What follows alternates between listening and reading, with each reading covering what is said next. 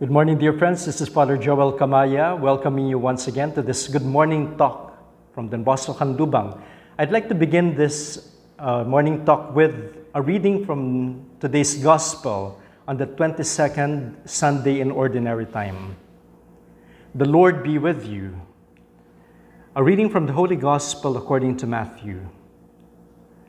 Jesus began to show his disciples that he must go to Jerusalem and suffer greatly from the elders, the chief priests, and the scribes, and be killed, and on the third day be raised. Then Peter took Jesus aside and began to rebuke him. God forbid, Lord, no such thing shall ever happen to you. He turned and said to Peter, "Get behind me, Satan. You are an obstacle to me. You are not thinking as God does, but as human beings do." Then Jesus said to his disciples, "Whoever wishes to come after me must deny himself, take up his cross, and follow me. For whoever wishes to save his life will lose it, but whoever loses his life for my sake will find it. What profit would there be for one to gain the whole world and forfeit his life? Or what can one give in exchange for his life? For the Son of Man will come with his angels in his Father's glory, and then he will repay all according to his conduct." The Gospel of the Lord. You will notice that our reading for today is very close to that of last week, in the sense that Jesus had more or less the same audience. And of course, by that we mean that there's once again Peter here mentioned. In fact, it's close to what we have read last week, because it is from Matthew chapter 16, verses 21 to 27. The one of last week ended with verse 22, and we know that, or we remember that there was a question posed by Jesus to his disciples, and it was Peter who answered it. Well, this is my reflection about that, about this gospel. So we know that Jesus is Messiah and Son of God. It's something that we profess, and it's something that was heard of from the gospel of last Sunday. The response of Peter, the last time Jesus asked his disciples who they say he was. And after having given Peter the keys to the kingdom of heaven, what did he do? He sternly forbade his disciples to tell anyone that he was the Messiah. And this warning served, among other reasons, to forestall any misunderstanding about the Messiah. We would encounter this many times in the gospel, not only from Matthew, that Jesus would tell the others not to tell the others what they have seen.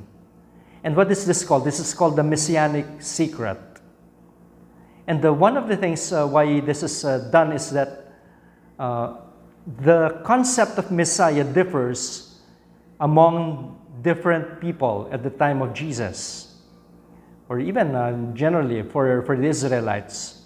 Messiah means anointed. In Hebrew, it's Matzia. And the Messiah is God's anointed one, usually understood as the one chosen to lead the world and save it. Now, the Jews believed that the anointed one would come from David's line and unify the 12 tribes of Israel and establish peace. This is what we know, what we see from what the Matthew and also Luke would have us, that it's the lineage of David. So Jesus would come from the line of David, that human line. And you see, they would want to link Jesus, of course, to that line because he was Messiah. Now, many times, being Messiah, the concept of that is, this is a political leader with temporal power. However, there's a sense that Jesus asked them not to tell anybody about this, because he would then be acclaimed as Messiah, and they would be expecting what they have in mind, a Messiah that has political power. But this is not the way of Jesus as Messiah. In today's gospel, he tells his disciples that he must go to Jerusalem and suffer greatly from the elders, chief priests, and the scribes, and be killed, and on the third day be raised. Now Peter rebukes him and then tells him that this must not happen. The Messiah for them is a political leader, so different from what Jesus envisions. And therefore, the words from Jesus are quite strong. He calls Peter Satan. The one he has recently called rock has now become a stumbling block. It's a total shift. And he calls him even Satan. Get out of my sight, Satan. The word that was used afterwards, that you're becoming in the gospel, when he said, "Get behind me, Satan, you are an obstacle to me." When you say you are an obstacle to me, the Greek word is close to the word scandal. Scandalizo means I put a stumbling block. I scandalize. And that is what Jesus used for Peter, as a stumbling block. And he reiterates the path of suffering by telling his disciples that whoever wishes to follow him must deny himself, take up his cross, and follow me. And this path is not easy, but it is sure. Why? Because that path follows the path of the Messiah. I'll tell you something about that in a little while, but something about that image of being a stumbling block, when he says, "Get behind me, Satan." I have a clear path. I'm sure about what I'm walking here. And so do not be there because you're blocking the way. So get behind me. And if you're behind me, then you will be able to follow. You know, as I said, no, the path is not easy, but it is sure. Why? Yeah, it may pass through suffering. It may pass through death, that you will be put to death. But then it leads to the resurrection. And somehow that is something that Peter must have missed, because, this should not happen. He rebuked Jesus. But then that is the path of Jesus. This was the path the early Christians were taking, suffering, because they have chosen to follow Jesus and losing their life for his sake. You know, it's quite meaningful that in the synoptics we see Jesus, not the one carrying his own cross, but Simon, who later became a disciple, Simon of Cyrene, who was carrying the cross of Jesus. And what was the position? Jesus leading, and then Simon following. And that is what we do, to follow Jesus.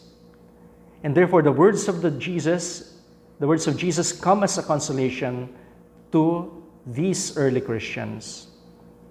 I leave you with the two questions that we can reflect today, the Lord's Day. 1, what makes our life as Christians difficult in these times? And maybe even in these more difficult times because we are experiencing this pandemic. Ano ba yung mga problema natin? Ano ba yung nagpapahirap sa atin? I'm sure meron tayong mga problema, no?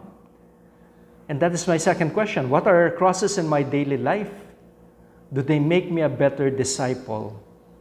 That when we suffer, when we bear these crosses, do not worry.